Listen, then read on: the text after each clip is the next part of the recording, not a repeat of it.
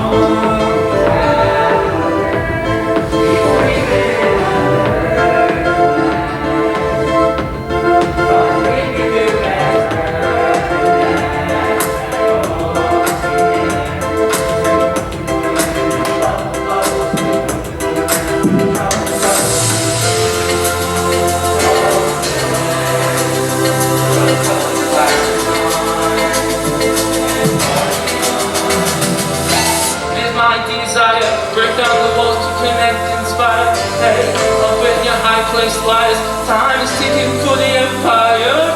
To think these people, as so many times before, they breed over the people. They stumble and fumble and be about to riot. They woke up the lions.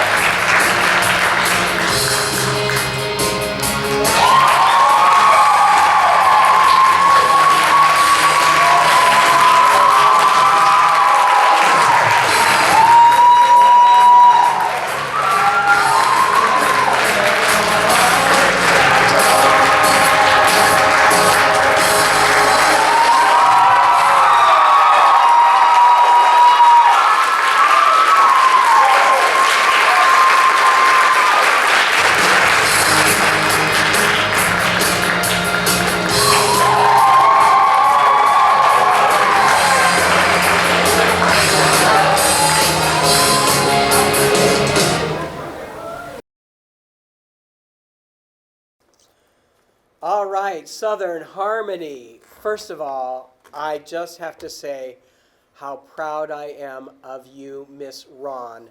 Oh my goodness, you have helped Southern come so far, and your dedication is amazing. So your students need to be so nice to you, because you guys are doing such a great job, and I see that. I see all of the improvements and the things that you are doing.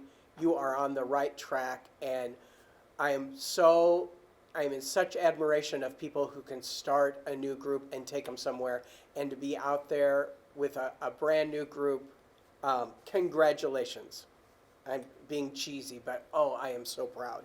I'm going to go through each of the songs, and hopefully these are some things that can help you. And I know, Miss Ron, you did some choreography, and it sounds like maybe you had some of your students do this. And so both Joel and I do a lot of show choir choreography, so we're going to give you some tips. Hopefully they'll help you. They're just suggestions. First of all, let's start with number one, the first song. You need to give some kind of cue to turn around, and you don't even have to have a drummer to do that.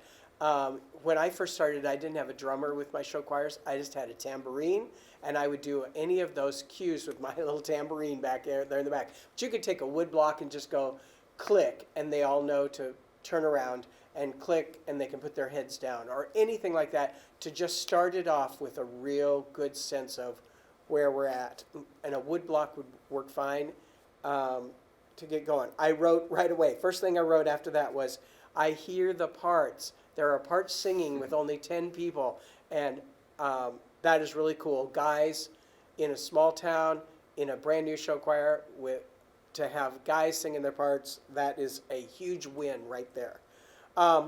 Then I wrote, spit out the sounds and lots of diction, because I lost most of the words, and I know masks make it terrible. Joel and I chose not to wear, we're both fine, but not wear a mask so you can understand me. But if you have to wear masks, you have to spit out those words and get diction. I want to really quickly talk about symmetry.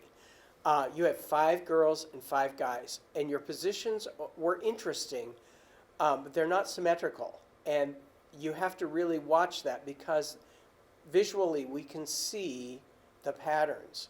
And the biggest example right away is that there's a place where you have people standing, and then a middle, and then a bottom. And we have 3 guys standing here and 1 girl on the end.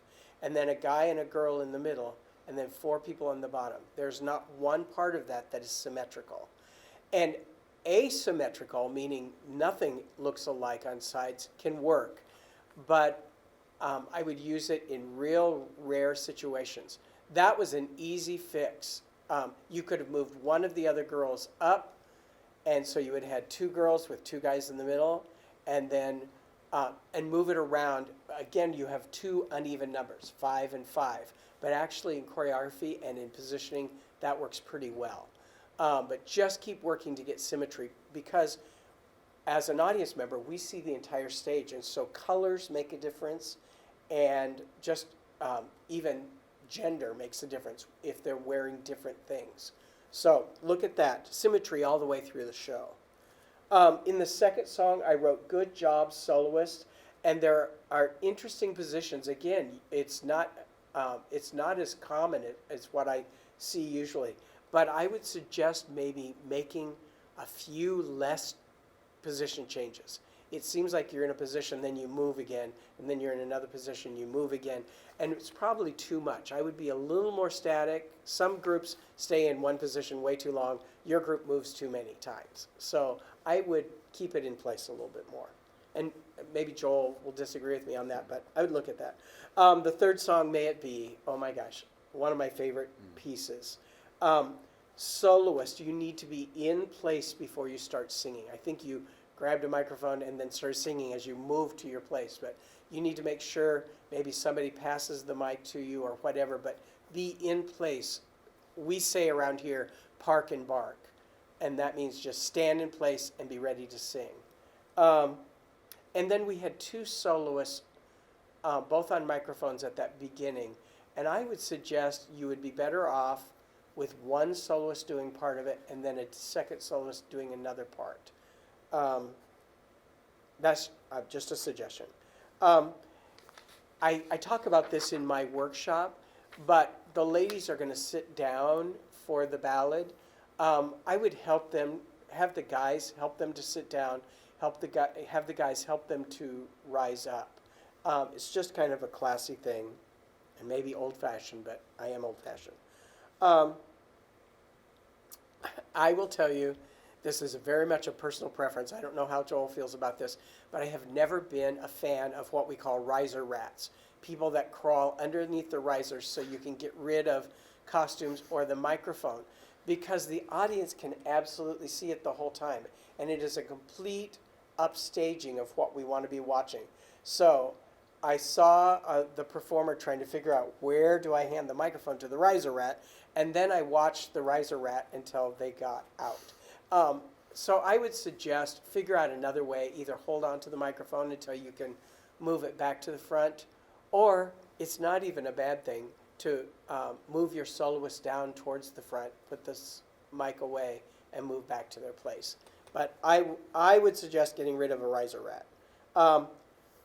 Girls and guys' stance in the ballad. Really, I think Joel is like my hero in this. He can come in and make your group look great in 5 seconds in how to stand and how to sit in a ballad. But sometimes I want people to really be emotive and to involve their body. But in a song like this, I would say park and bark.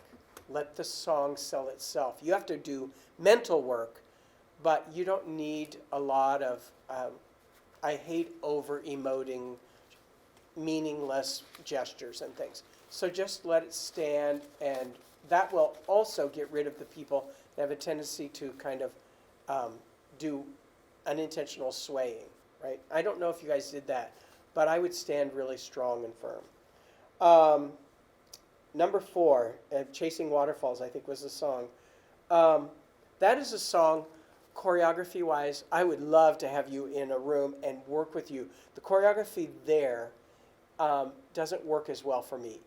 We've been talking about this with maybe some of the other groups, that sometimes the choreography is there for choreography's sake, and it doesn't reflect the music. And I felt like in this song, there was a little bit more of that than in the rest of the show. Otherwise, for new choreographers, you guys did a great job. I would redo some of that choreography.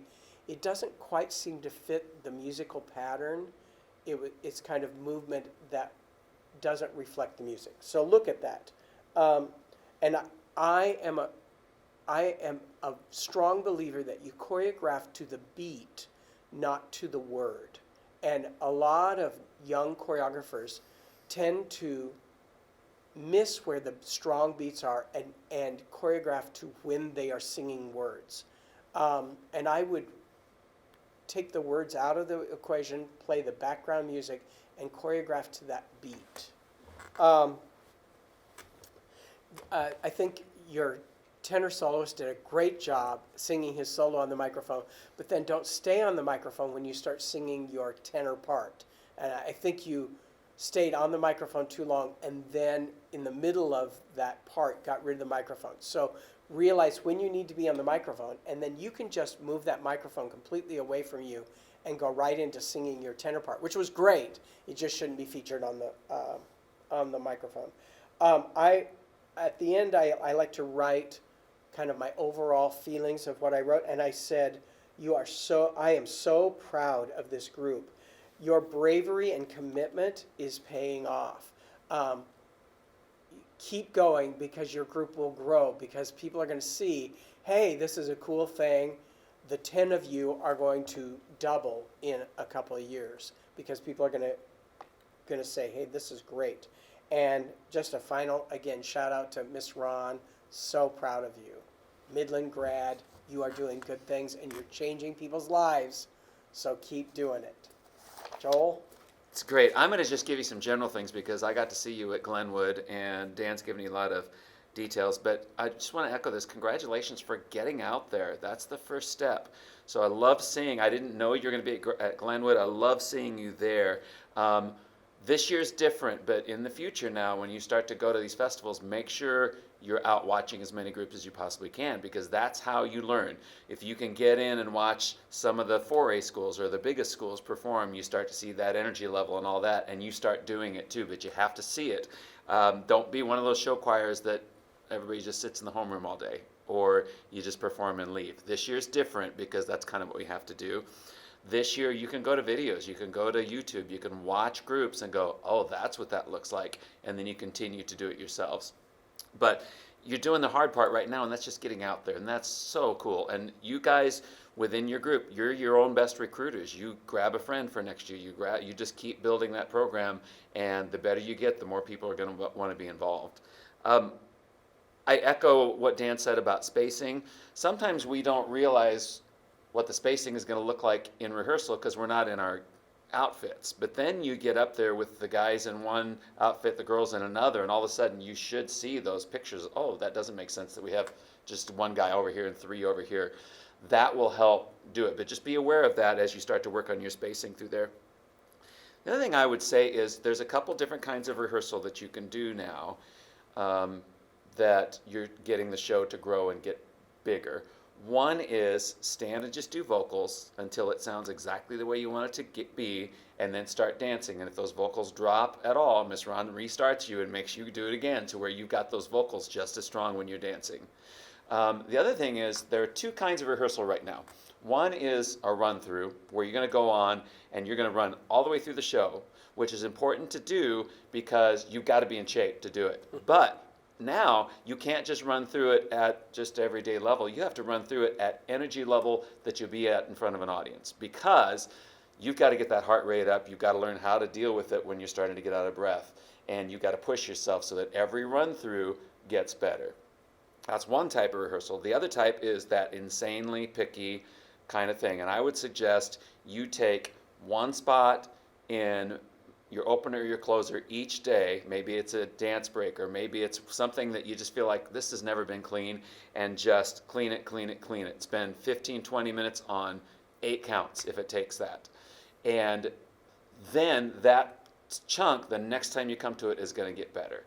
And so but you got to be super, super picky with it. Maybe you have to do, if there's a move that you're doing, you have to stop action and you have to go to every kid and go, nope, bring your thumb in. Nope, turn your hand this way. And just get really super picky. It's not like you're going to have to do that again for that chunk every single day, because we can copy and paste. You can press save, copy, paste it somewhere else in the show, and you'll start to build that way. So work on those two different kinds of rehearsal where you're going to do a run through, but make sure that run through is full energy level, and then do the really picky stuff. You can't be picky about the whole show every rehearsal, so you just make a smart choice. Today we've got to fix this part of the show. Maybe it's the first 8 measures of the show, or maybe it's the last 8 measures. Pick a spot, really clean it for 15, 20 minutes. Maybe the next day you'll have to do it for 5 minutes, and then after that it's going to be all in. And so every day you continue to get better. But I'd like to echo what Dan said. Congrats for being out there. It's so exciting to see another show choir that's out there putting their name on the map. So keep going.